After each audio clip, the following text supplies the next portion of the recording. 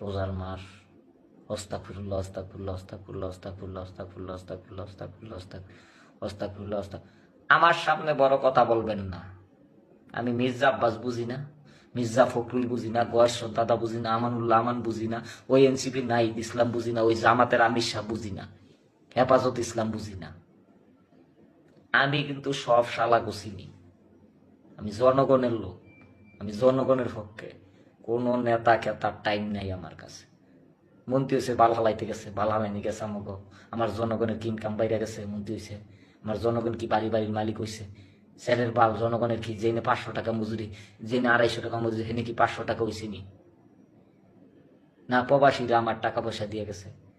আপনি প্রবাসী গেছেন, আমার কি বাল হালানি গেছে?